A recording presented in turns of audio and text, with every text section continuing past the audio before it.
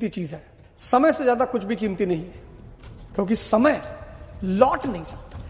दुनिया में जो चीजें लौट नहीं सकती जाने के बाद, बस वही कीमती हैं, और उनमें से एक है समय। लेकिन बड़ा दुर्भाग्य है कि बहुत कम लोग समय को बड़ा कीमती मानते हैं। एक समय था, मुझे भी ये नहीं पता था कि समय इतना कीमती है, समय इतना इंपॉर्टेंट है। T = T + T, तमन्ना = त्याग प्लस तपस्या। कोई शॉर्टकट है ही नहीं, है ही नहीं। T = T + T, तमन्ना = त्याग प्लस तपस्या। कोई शॉर्टकट है ही नहीं। आप देखोगे ना, जितने सफल लोग हैं उनकी एक कहानी। क्यों? कहानी इसलिए है कि संघर्ष सफलता की नींव है।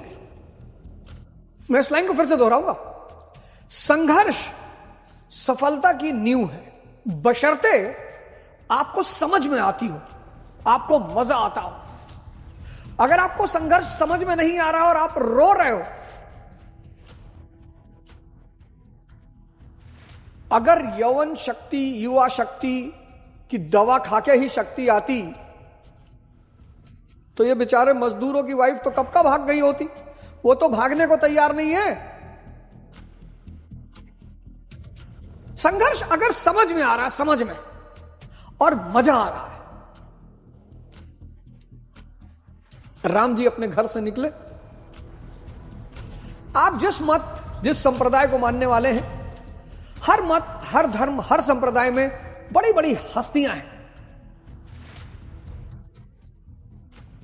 आप अपने मत, अपने संप्रदाय की एक बहुत बड़ी हस्ती की फोटो निकाल लीजिए, उनका जीवन चरित्र पढ़िए। मैं बार बार कहता हूं बायोग्राफी, ऑटोबायोग्राफी पढ़ने के लिए। सफलता का जो नींव है वो है संघर्ष, लेकिन शर्त यही है कि संघर्ष समझ में आना चाहिए, संघर्ष में मजा आना चाहिए। राम जी घर से निकले 14 साल के लिए, और जब लौटे तो प्रभु राम बन चुके थे। कोई रास्ता है ही नहीं। अमिताभ बच्चन जी को बॉलीवुड के डायरेक्टर ने लेने से मना कर दिया था। वो आदमी आज तक सुपरस्टार है। उनके बेटे को संघर्ष नहीं करना पड़ा। ठीक है, वो भी अच्छे एक्टर हैं, लेकिन जो मुकाम पिता का है वो बेटे का नहीं है। क्यों? क्योंकि संघर्ष गायब है। सचिन तेंदुलकर साहब, संघर्ष करना पड़ा, बैंकर। जो मुकाम तेंदुलकर जी का है वो अर्जुन तेंदुलकर का नहीं है। क्यों? वो संघर्ष गायब है। ऐसे मैं आपको हजारों हजारों एग्जाम्पल दे सकता हूं। राहुल गांधी जी हैं, युवा अवस्था में संघर्ष नहीं किया, अब कर रहे हैं। सफलता के लिए संघर्ष अनिवार्य है। आप एक शहर से दूसरे शहर पैदल नहीं गए होंगे, वो देश का कोना कोना छान मारे पैदल। तो पहली बात, इस नए साल पर एक चीज गांठ बांध लेनी है कि संघर्ष का वर्ण करना है। वसुधा का नेता कौन हुआ, भूखंड विजेता कौन हुआ, अतुलित यश क्रेता कौन हुआ, नवधर्म प्रणेता कौन हुआ। आप तो साहित्य पढ़ते नहीं, पढ़ेंगे तो आपको आंसर मिलेगा ना। वसुधा का नेता कौन हुआ? सिकंदर, पूरी दुनिया पे कब्जा।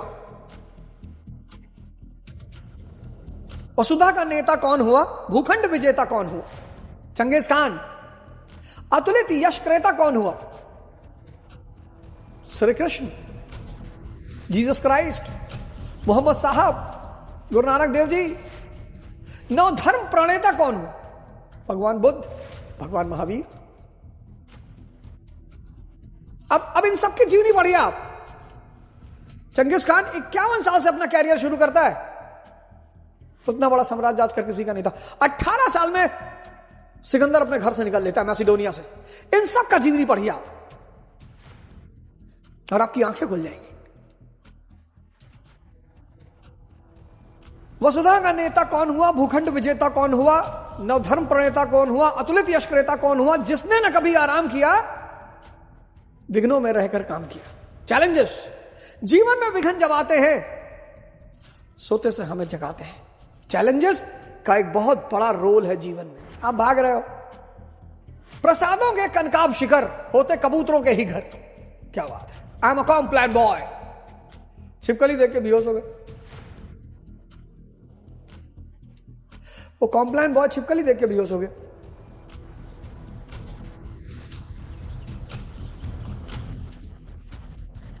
संघर्ष एक छोटा सा प्रयास है मेरा। मैंने जो चीजें समझी हैं, मैंने कुछ भी पढ़ के नहीं सीखा, ध्यान से, साधना से, गुरु कृपा से। और एक बात और बता दूं, अध्यात्म की दुनिया में पढ़ाई का कोई महत्व नहीं है। वैसे तो इस दुनिया में ही पढ़ाई का कोई महत्व नहीं है। पढ़ाई और समझ, अगर बिना पढ़े समझ पैदा हो गई है, समझ, मैं आपको बता दूं, यहां कहानियां सुन सुन के लोगों को मजा बहुत आता है, प्रवचन सुन सुन के। अगर बिना पढ़े किसी को समझ पैदा हो गई है तो बहुत है। मैं एग्जांपल दे देता हूं आपको। कबीरदास जी कुछ भी नहीं पढ़े, ना वेदांत पढ़े हैं, ना उपनिषद पढ़े हैं, पढ़े ही नहीं है। रविदास जी पढ़े ही नहीं है। यही तो इस दुनिया का एक बहुत प्यारा खेल है। मोदी जी राजनीति के दुनिया के बादशाह हैं। किसी को डिग्री पता है? अकबर मध्यकाल का महानायक है, किसी को डिग्री पता है क्या? समझ। इसलिए आप कभी कभी बहुत बड़े बड़े विद्वानों को सुनेंगे तो आपको बड़ा मजा बहुत आएगा, लेकिन जब इंप्लीमेंट करने की बारी आएगी, ये अध्यात्म का सारा खेल इसके इंप्लीमेंटेशन को समझने का है। ये प्रभु कृपा है, यहां आप ज्यादा दिमाग मत लगाइए। ये देखिए, पढ़ाई का मुख्य उद्देश्य है समझ का विकास। मालिक कौन? जो मेहनत मस्ती में करता है। मजदूर कौन? जो मेहनत मजबूरी में करता है। मेहनत दोनों को करनी है। M = M+M। मालिक कौन? जो मेहनत मस्ती में करता है, मजा आ रहा है। तो जहां आपको मजा आने लगेगा वहां आप टाइम नहीं देखोगे। जिसको पढ़ाई में मजा आने लगेगा वो 12 घंटा 15 घंटा पढ़ेगा ही। तो जब वो कहेगा मैं 15 घंटा पढ़ता हूं, तो सामने वाला को दर्द हो जाएगा। ये 15 घंटा कैसे कोई पढ़ लेगा? उसको मजा आ रहा है, सही कह रहा है वो एकदम सही कह रहा है। 15 घंटा जो कह रहा है वो मजा आया, 15 घंटा पढ़ा तभी तो IAS बना, डॉक्टर बना, इंजीनियर बना। और मजदूर कौन? जो मेहनत मजबूरी में कर रहा है। यहां बहुत विद्वान संगम के किनारे धक्का खा रहे हैं। यही तो बात है। परमात्मा अपने आप को ऐसे साबित करता है, पर दुनिया फिर उसे भाग्य का रूप दे देती है। कहती है तो भैया भाग्य की बात है। भैया भाग्य सिर्फ बेहोश लोगों का होता है, होश लोगों का कर्म होता है और यज्ञ होता है। मैंने आपको कहा कि ये जो दृष्टा है आपका आज्ञा चक्र, ये दृष्टा है, साक्षी। कर्म कोई और कर रहा है, ये उसको होते हुए देखेगा। आचार्य रजनीश इसी को बार बार कहते हैं, साक्षित्व साक्षित्व साक्षित्व। तुम साक्षी हो, तुम कर्ता नहीं हो। वो बार बार इस बात को कहते हैं। कर्ता बनने के चक्कर में मनुष्य परेशान है। इस लाइन को नोट कर लीजिएगा। कर्ता बनने के चक्कर में मनुष्य परेशान है। मैं, और मैं है ही नहीं। जो चीज है ही नहीं उसमें ताकत कहां से होगी? फिर आप कहोगे एक चीज जो अक्सर लोगों को खाती है कि बुरे लोग उन्नति क्यों करते हैं। अरे भैया बड़ा सरल सा सूत्र है, बहुत सरल सा। आप अपने आप को जीवन में कंफ्यूज करते हो। आपको माया चाहिए, धन, पैसा। आपको माया चाहिए, और माया का सिद्धांत क्या है? क्योंकि माया अपने आप में ही माया है, भ्रम है, झूठ है। तो इसका पहला सिद्धांत है झूठ। इसका दूसरा सिद्धांत है मक्कारी। इसका तीसरा सिद्धांत है अपराध। इसका चौथा सिद्धांत है हिंसा। अब आप इनमें से कुछ कर नहीं पा रहे। ऐसा नहीं करना चाहते हो, बहुसंख्यक। मेजॉरिटी। भैया हम झूठ नहीं बोलते, तुम बोल नहीं पाओगे। ये जो पूंजीपति है, नेता है, ब्यूरोक्रेट है, तुम क्या समझते हो इनका सारा साम्राज्य सच्चाई पे खड़ा हुआ है? लेकिन इतना बढ़िया ये जो माया है, ये इसका पति कौन है? कैपिटलिस्ट, पूंजीपति। फेयर एंड लवली बेचता है अरबों रुपए की, कॉम्प्लान बेचता है अरबों रुपए का, कहता ठंडा मतलब कोको कोला। ये फेयर एंड लवली बेचता है। अब माया के पति, माया का पुत्र नेता, माया का नौकर ब्यूरोक्रेट, जिसको तुम आईएएस आईपीएस कहते हो, माया का संरक्षक जुडिशरी, न्यायालय, माया का अवैध संतान अंडरवर्ल्ड। अब माया के व्यवसाय क्या क्या है देख लो। आज माया का खेल समझ लो। माया का व्यवसाय क्या है? माया का सबसे बड़ा व्यवसाय है सेक्स, सबसे बड़ा। माया का सीधा संबंध मन से है, मन का सीधा संबंध इच्छा से है ना? इच्छा काया, इच्छा माया, इच्छा जग उपजाया, ये सब एक दूसरे से जुड़े हैं। माया का पहला व्यवसाय सेक्स, माया का दूसरा व्यवसाय नशा, माया का तीसरा व्यवसाय जुआ, माया का चौथा व्यवसाय मूवी, माया का पांचवा व्यवसाय एडवेंचर। ये सब माया के व्यवसाय हैं। ये क्या देते हैं? क्षणिक बेहोशी, यानी सुख। देख लो, इसकी फोटो खींच लेना। बहुत सारे लोग, ये बहुत बड़ा भ्रम है लोगों को कि अच्छे लोग, भैया अच्छे लोगों की भगवान भी नहीं सुनता। कौन बोला? कौन बोला? ये डायग्राम आज फोटो बना के रख लो। माया के सिद्धांत, झूठ, मक्कारी, अपराध और हिंसा।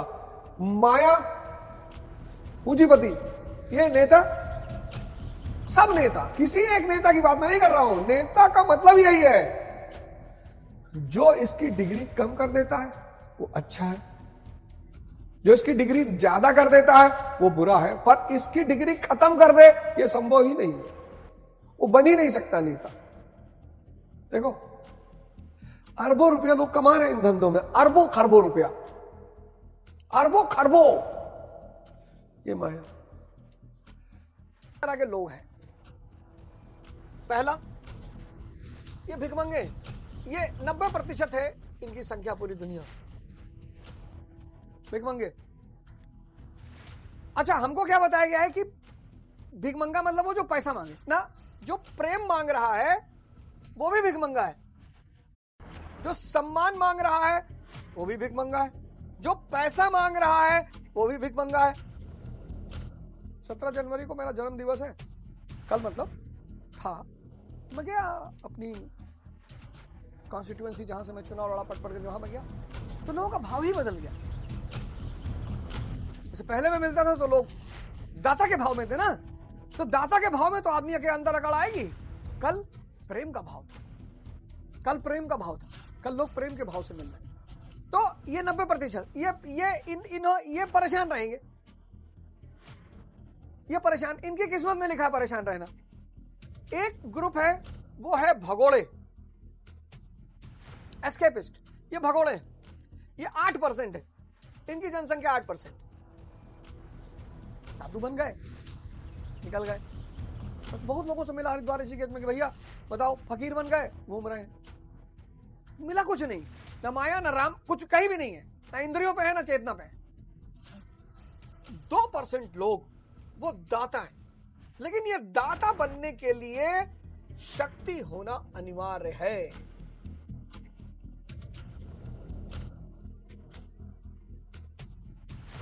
दाता बनने के लिए शक्ति होना अनिवार्य है, अनिवार्य, मैंडेटरी। तुम्हारी बुआ आई तुम्हारे घर, जाने लगी, तुमने उनको 10 लाख रुपए दिए। बुआ की 2 बेटियां हैं, 5-5 लाख उनको दिया। उनका एक कुत्ता आया था शिट्जू, 2 लाख उसको दिया। तुम्हारा भजन गाते हुए नहीं जाएंगी, तुमको भगवान का अवतार घोषित कर देंगी। मांगना नहीं है, सारी परेशानी मांगने पे है। प्रेम देना है, मांगना नहीं है। किसी ने तुमसे कह दिया भाई अब तुम्हारे साथ नहीं रहेंगे, जाओ बाय।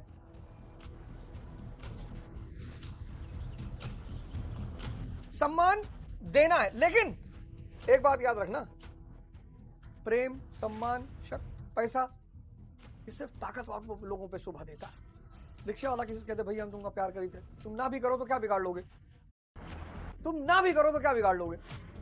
इस शक्ति के लिए तपस्या करनी पड़ेगी, करनी ही पड़ेगी, कोई ऑप्शन नहीं है, है नहीं, है नहीं।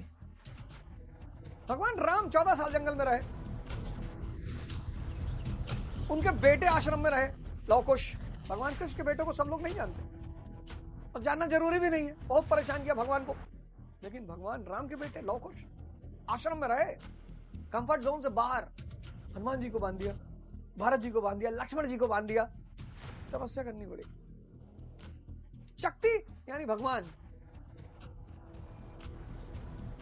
भगवान की डेफिनेशन आप लोग गौर से पढ़ते ही नहीं। भगवान की डेफिनेशन यही, सर्वशक्तिमान, सर्वज्ञानी, सर्वव्याप्त, ओमनीपोटेंट, ओमनीप्रेजेंट, ओमनीसिएंट।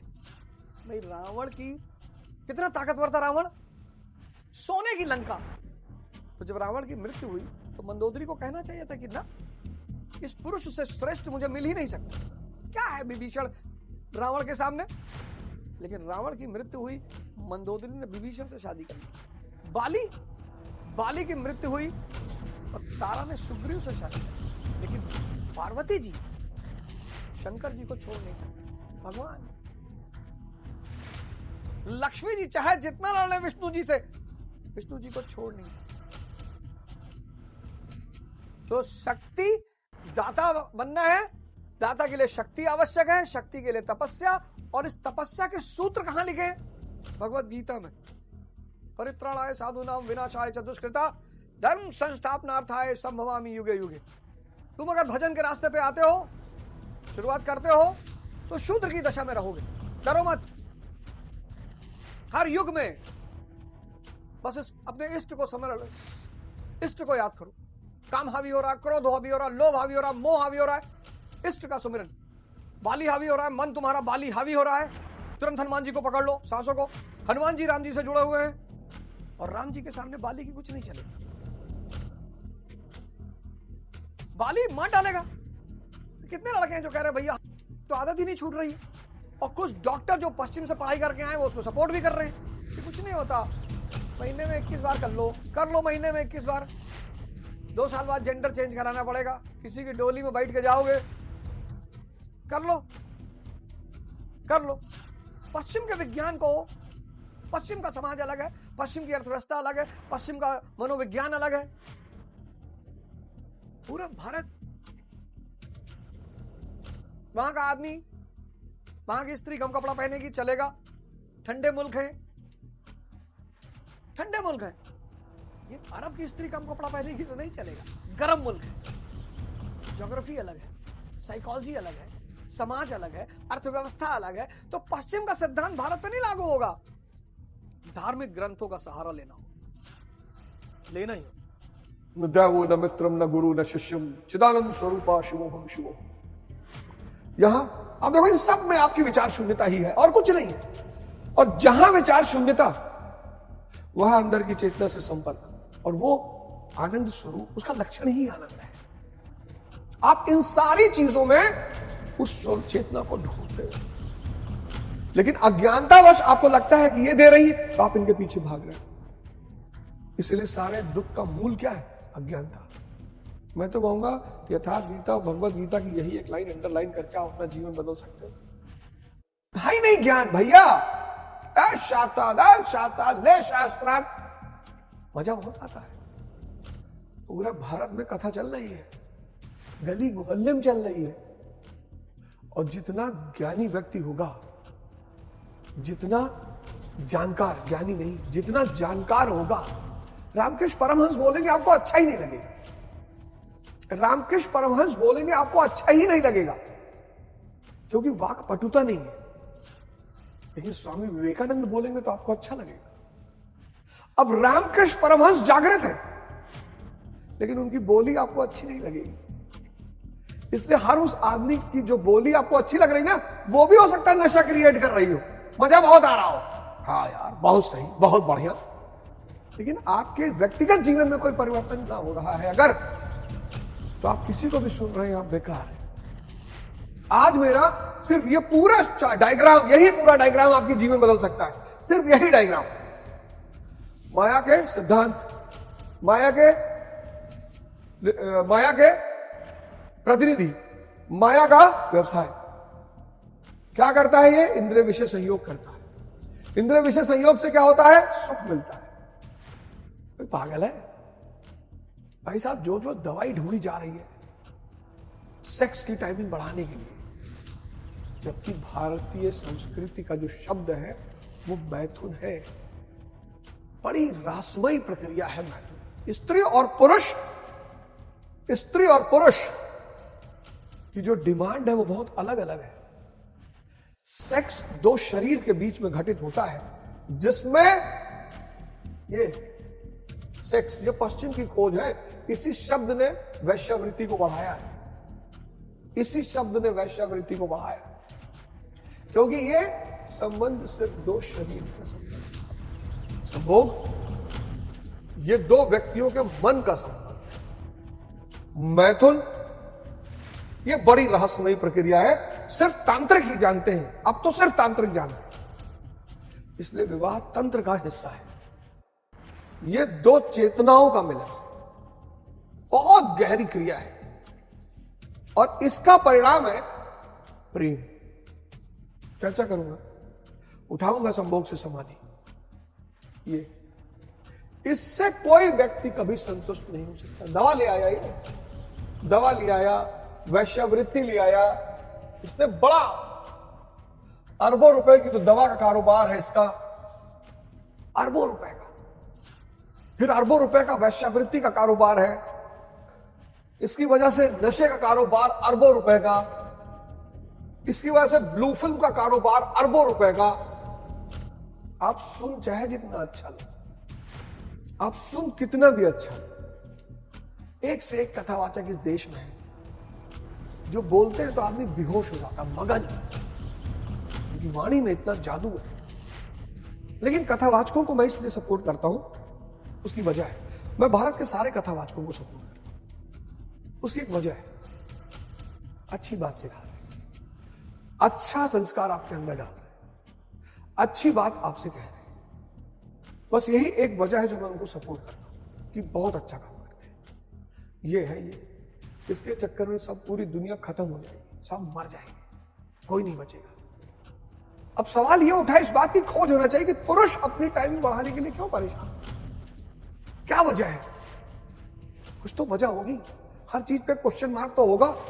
दवा खा रहा है, हार्ट अटैक हो रहा है, उसके पीछे बड़ा आध्यात्मिक कारण है।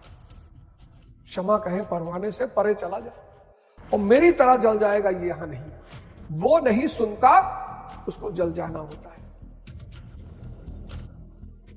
साहब मैं तो कह ही सकता हूं आपसे इन बातों को, मतलब जितने दुनिया में आप बुरे कर्म मानते हो है, जितने, उसमें 10 और ऐड कर दो, वो भी किए मैंने। मतलब मान लो दुनिया में इंसान की नजर में 100 बुराई, तो आप 10 और ऐड कर दो, 110। तभी तो गोंडा वाले हमारे परिचित मित्र, साथी, संगति, दोस्त कहते हैं यह दिन भर गांजा पिए पड़ा रात रही, ये गीता पढ़ी है। वो गलत नहीं कह रहा वो व्यक्ति, वो बहुत सही कह रहा है, वो गलत नहीं कह रहा है। अरे जानी थे भैया, जानी थे, रह वो गलत नहीं है। तुलसीदास जी बनारस में धर्म पे चर्चा कर रहे थे, उनके गांव में कुछ लोग आए, कहीं नहीं तुलसिया निष्काम, क्योंकि अब निष्काम क्या है?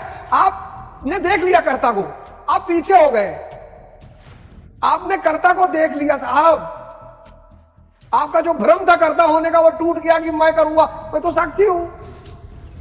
निष्कर्म कर्म, क्या सिद्धांत है निष्काम कर्म? एक श्लोक में 4 बातें, यज्ञ, कर्म, दैवी संपद और निष्काम कर्म। जो कर रहा है वास्तविक कर्ता, उसको आपने देख लिया, अब जब उसको आपने देख लिया तो आप कौन हो गए? अवध दास हो गए, आप सिद्धार्थ दास हो गए।